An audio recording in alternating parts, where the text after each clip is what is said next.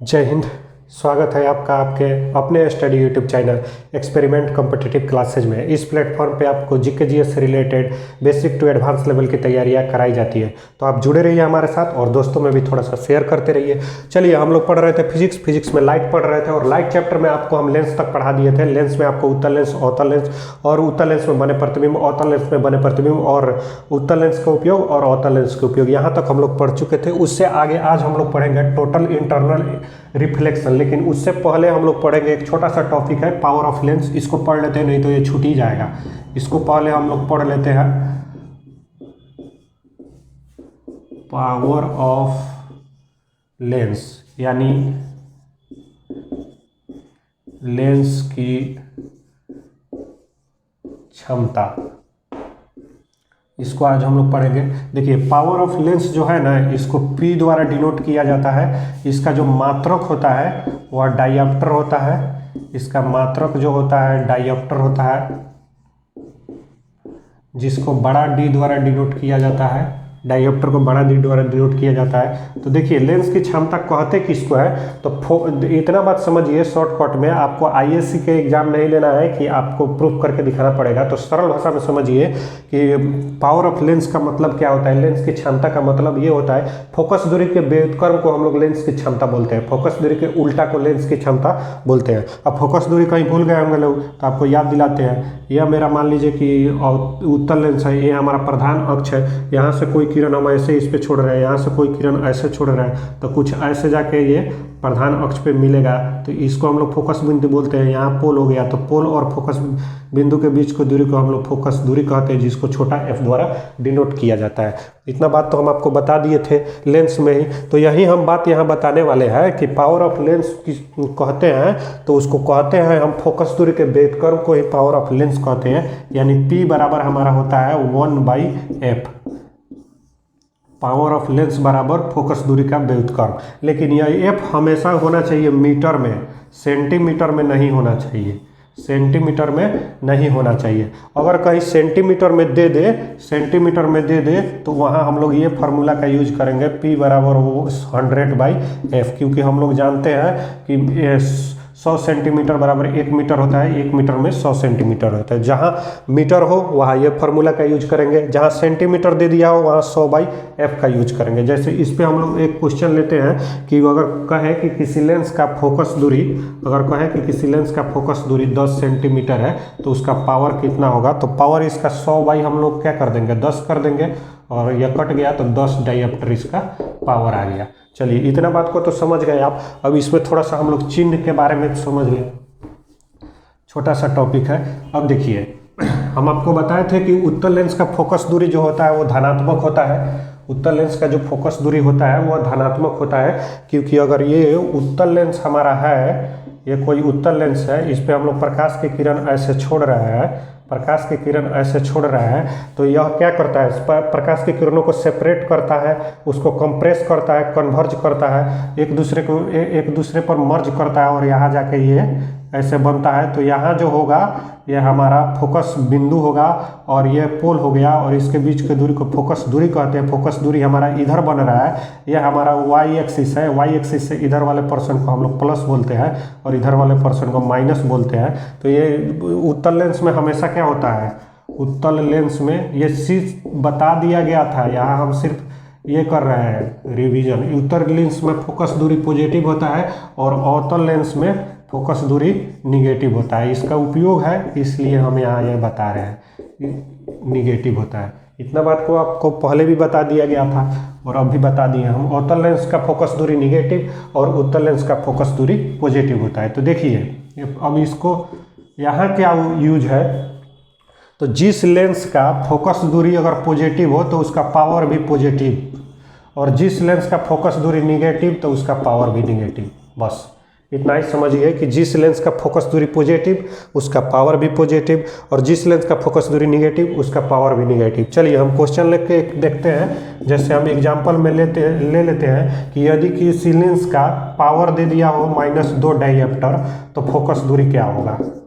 अगर किसी लेंस का पावर -2 डायोप्टर हो तो उसका फोकस दूरी क्या होगा, तो हम फोकस दूरी निकालेंगे। तो अगर फोकस दूरी माइनस में हमारा आ रहा है, माइनस में आ रहा है, तो कैसा लेंस होगा, अवतल लेंस होगा। अगर फोकस दूरी प्लस में आ रहा है तो कैसा लेंस होगा, उत्तल लेंस होगा। यही चीज़ बस इतना ही का यूज है, मतलब कि लेंस को पहचानने के लिए ये चीज़ हम बताए हैं कि आप पहचान जाइए। अगर माइनस में आ रहा है तो अवतल लेंस है, प्लस में आ रहा है तो उत्तल लेंस है। तो चलिए हम यहाँ बनाते हैं। पावर दे दिया है हमारा -2 डायोप्टर और फोकस दूरी हमको ज्ञात करना है। तो हम जानते हैं P बराबर 1/f होता है। P हमारा दे दिया है -2 दे दिया है और 1/f हमको ज्ञात करना है। तो ये हो जाएगा, ये हमारा हो जाएगा f बराबर 1/-2 हो जाएगा और f बराबर 0.5 मीटर। जब भी लेंगे हम फोकस को मीटर में लेंगे, यहाँ माइनस होगा, माइनस है तो माइनस होगा। तो माइनस यहाँ आ गया, कहने का मतलब ये कौन सा लेंस है, ये हमारा अवतल लेंस है, क्योंकि अवतल लेंस का हम लोग जानते हैं कि फोकस दूरी हमेशा निगेटिव होता है। तो माइनस आ गया तो ये हमारा अवतल लेंस है। बस यही पावर ऑफ लेंस में इतना ही पढ़ना था, जाके इसको प्रैक्टिस कीजिएगा घर पे। अब हम लोग पढ़ेंगे टोटल इंटरनल रिफ्लेक्शन, पूर्ण आंतरिक परावर्तन। काफ़ी मज़ेदार टॉपिक है, एग्जाम में भी पूछता है इसका एग्जाम्पल, तो आप लोग बने रहिए।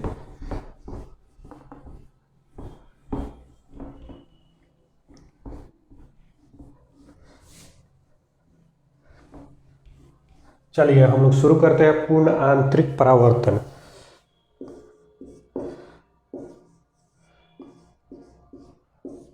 पूर्ण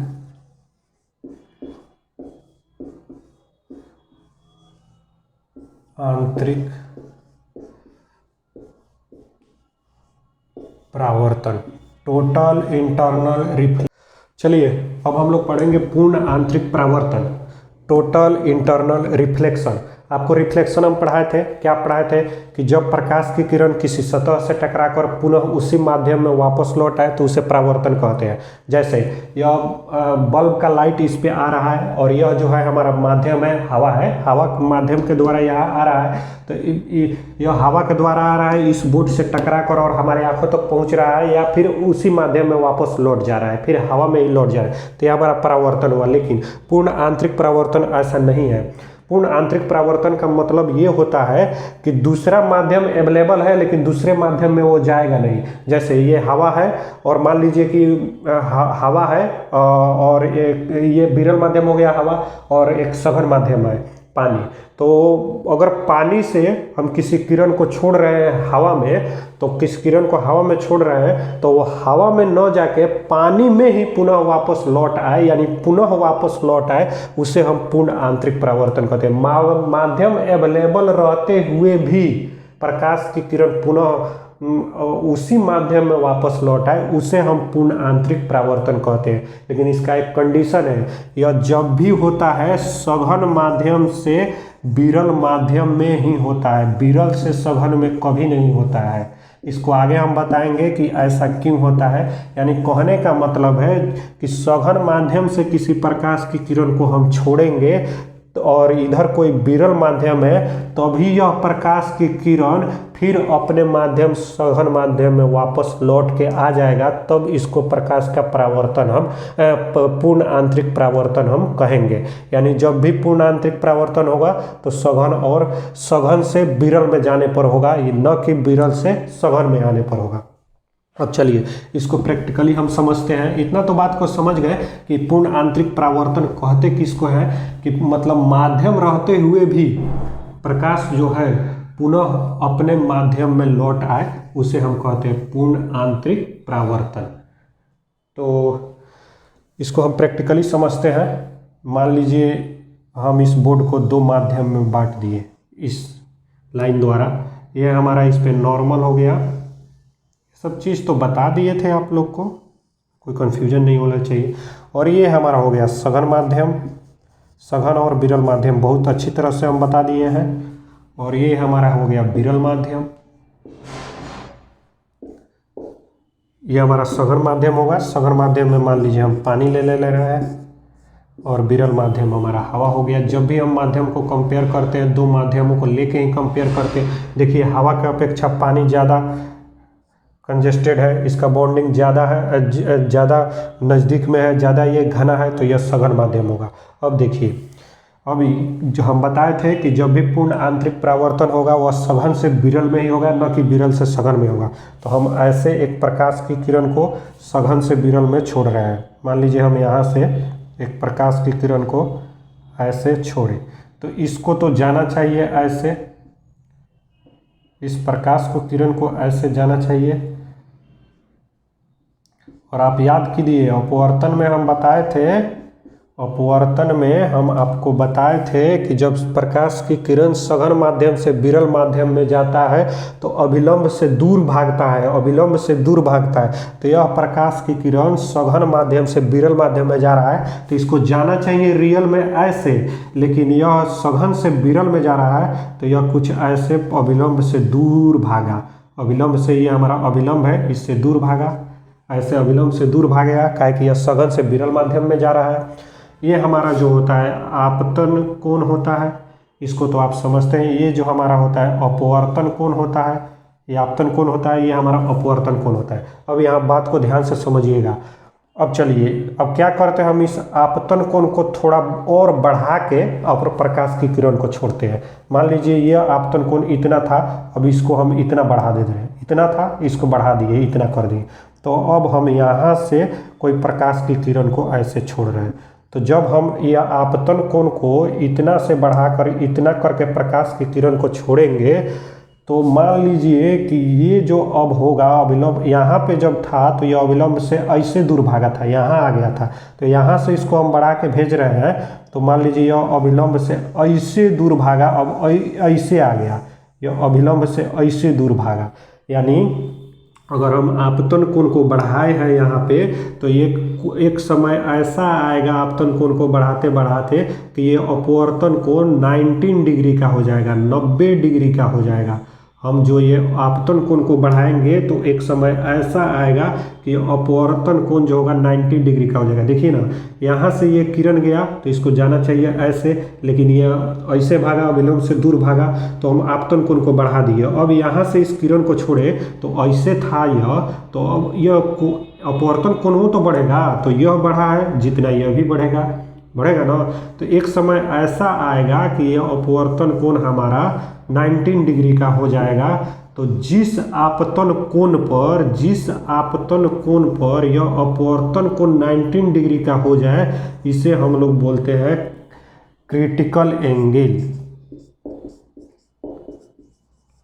क्रिटिकल एंगल, क्रांतिक कोण, इसका हिंदी होता है क्रांतिक कोण। यानी बात को समझें कि जिस आपतन कोण पर अपवर्तन कोण का मान ई वाला किरण ई है, ई वाला किरण ऐसे ई है, अपवर्तन कोण का मान 19 डिग्री हो जाए, इसे हम लोग बोलते हैं क्रांतिक कोण। क्रांतिक कोण, क्रिटिकल एंगल बोलते हैं। अब देखिए, अब इसको थोड़ा सा और बढ़ाइए, थोड़ा सा और बढ़ाइए, तो देखिए ये तो लास्ट है, यहाँ पे ये आ चुका है। अब मान लीजिए कि थोड़ा सा इसको और हम बढ़ाते हैं ऐसे, इसको ऐसे हम बढ़ा दिए, तो ये अब चला आएगा अपने माध्यम में ऐसे। तो देखिए सघन माध्यम में था, सघन माध्यम में आ गया, ये हमारा सघन माध्यम है। इससे ऊपर ना यह विरल माध्यम है, पूरा थोड़े ही, हम पहले ही बताए कि माध्यम को दो पार्ट में ये बांटने के लिए हम लाइन खींचे हैं। तो ये हमारा सघन माध्यम में था, यह हमारा सघन माध्यम में आ गया। तो ये क्रांतिक कोण से अगर थोड़ा सा अधिक हम बढ़ाते हैं, ये जो कोण होता है आपतन कोण को, यानी वैसा आपतन कोण जो क्रांतिक कोण से थोड़ा सा अधिक बढ़े, तो यह माध्यम जो होता है पुनः उसी माध्यम में वापस लौट आता है। इसी घटना को हम लोग प्रकाश का पूर्ण आंतरिक परावर्तन कहते हैं। समझ गए? क्रिटिकल एंगल, क्रांतिक कोण किसे कहते हैं? वैसा आपतन कोण जिस पे अपवर्तन कोण 90 डिग्री का हो जाए, अपवर्तन कोण 90 डिग्री का हो जाए, उसे क्रांतिक कोण कहते हैं। और क्रांतिक कोण से थोड़ा सा और अधिक हम आपतन कोण को बढ़ाते हैं तो प्रकाश का किरण जो होता है वो अपने माध्यम में वापस लौट आता है। इसी घटना को हम लोग पूर्ण आंतरिक परावर्तन कहते हैं, टोटल इंटरनल रिफ्लेक्शन कहते हैं। इतना बात को समझ गए?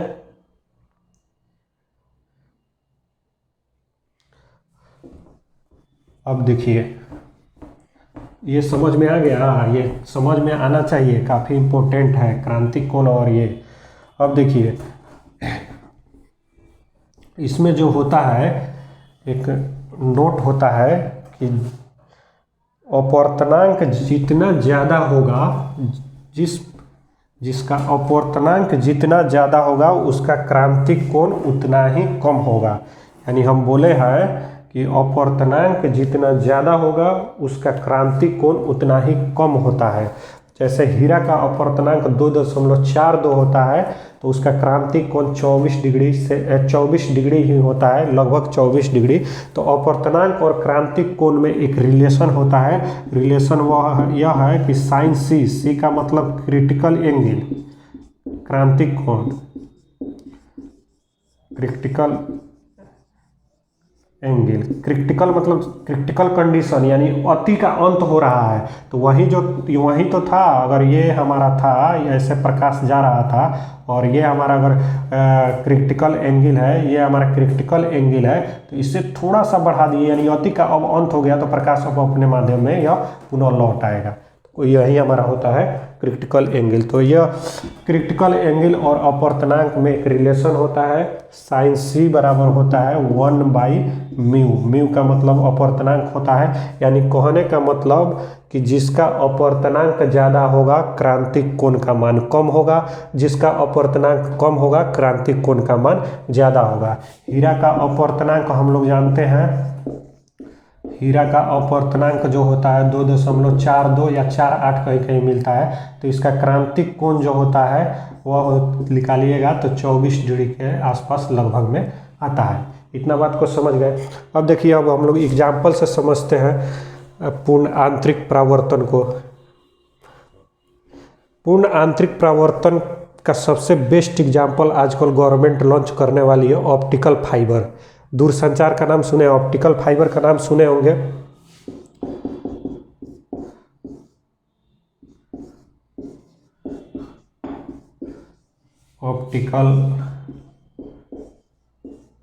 ऑप्टिकल फाइबर जो हमारा होता है ना, इसमें पूर्ण आंतरिक परावर्तन, ये पूर्ण आंतरिक परावर्तन के सिद्धांत पे कार्य करता है। जैसे कुछ इस कदर ऑप्टिकल फाइबर होता है, यानी कहने का मतलब ये है कुछ इस कदर होता है ऑप्टिकल फाइबर,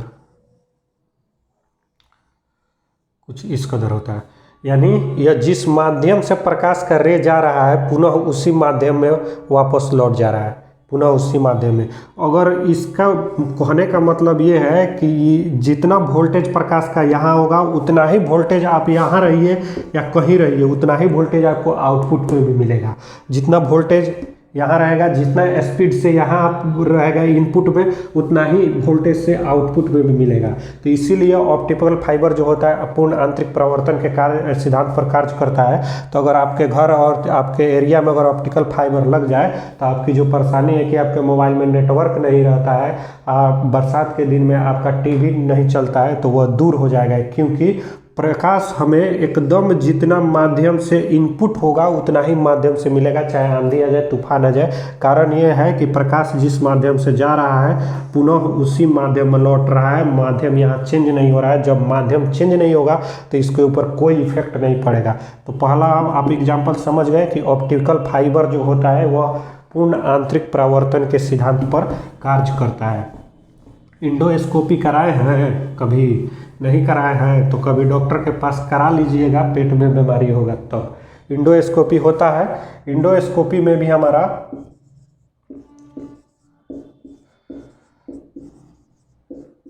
इंडोस्कोपी जो होता है यह भी पूर्ण आंतरिक परावर्तन के सिद्धांत पर कार्य करता है। यानी इसमें पूर्ण आंतरिक परावर्तन के सिद्धांत का उपयोग इसलिए किया जाता है कि जितना मतलब प्रकाश हम छोड़ें, और इंडोस्कोपी एक मशीन टाइप का होता है, आपको मतलब वायर टाइप का, उसमें कैमरा लगा होता है, आपके अंदर डाल दिया जाता है और आपके बॉडी का जितना ऑर्गन्स होगा उसको जितना मतलब मेगापिक्सल का कैमरा होगा, जितना अच्छा फोटो होना चाहिए उतना ही अच्छा फोटो देगा। कारण यही है कि इसमें पूर्ण आंतरिक परावर्तन का उपयोग किया जाता है। तो जितना प्रकाश वेग से इनपुट करेगा उतना ही प्रकाश वेग से आउटपुट करेगा, माध्यम इसमें चेंज होगा ही नहीं, तो फोटो अंदर भी उतना ही अच्छा से आएगा। इसलिए इंडोस्कोपी में जो होता है पूर्ण आंतरिक परावर्तन का उपयोग किया जाता है। हीरा जो चमकता है पूर्ण आंतरिक परावर्तन के कारण ही चमकता है, ये हम बता दिए हैं। अब देखिए, शीशा अगर टूट जाता है, शीशा टूट जाता है, टूटता नहीं है, चिहुक जाता है, टूटना नहीं। टूटना का मतलब आप लोग समझ जाइए कि मान लीजिए कि दोनों पार्ट अलग अलग हो जाए। शीशा मतलब कि ऐसा कि मतलब नहीं होता है कि जिसको हम लोग क्या बोलते हैं कि चिहुक जाना, नहीं बोलते हैं कि उसको पूरा टूटे नहीं, वो चकनाचूर नहीं हो। तो शीशा का क्या लिखे यहाँ पे, चटक जाना। हाँ, शीशा का चटकना, उसको हम लोग चिहुकना कह रहे थे, हम चटकना। शीशा अगर चटक जाता है तो देखिएगा ज़्यादा शाइनिंग करने लगता है। कारण उसका यही होता है कि उसमें पूर्ण आंतरिक परावर्तन होने लगता है। काहे कि शीशा जब चटक जाएगा शीशा, तो वो तो थोड़ा बहुत आर पार जाने लगेगा प्रकाश, उससे प्रकाश आर पार जाने लगेगा ना, एक दूसरे से नज़दीक। अब ना कि एगो शीशा का टुका इधर रख लीजिए तुर के, एगो शीशा इतना गैप रख दीजिए, तब कहिए कि इसमें पूर्ण आंतरिक परावर्तन होगा। तो कहाँ से पूर्ण आंतरिक परावर्तन होगा? ये तो आर पार डायरेक्टे हो जा रहा है, किसी और माध्यम में दूसरे जगह चला जाएगा, तो कैसे पूर्ण आंतरिक? और ये जो टूटा हुआ हमारा शीशा होगा, तो प्रकाश जैसे इस पर पड़ेगा तो यह थोड़ा बहुत उसको जाने का कहीं से जगह मिलेगा, और फिर जाके यहाँ से फिर उसी माध्यम में वो वापस लौट जाएगा। और यहाँ मान लीजिए कि यहाँ टूटा हुआ है इतना, और यहाँ जाके वो फिर शीशा टूटा नहीं है अच्छा सा, यानी चिपका हुआ नहीं है यहाँ पे, तो यहाँ जाएगा फिर वापस लौट आएगा। इसलिए यह ज़्यादा चमकता है। तो उसका भी कारण हमारा जो होता है पूर्ण आंतरिक परावर्तन भी होता है। इतना बात को समझ गए? तो चलिए, पूर्ण आंतरिक परावर्तन खत्म हो गया। अब इसके आगे हम लोग पढ़ेंगे प्रकाश का वर्ण विक्षेपण, कल उसको हम लोग पढ़ेंगे। तो मिलेंगे नेक्स्ट वीडियो में, तब तक के लिए जय हिंद।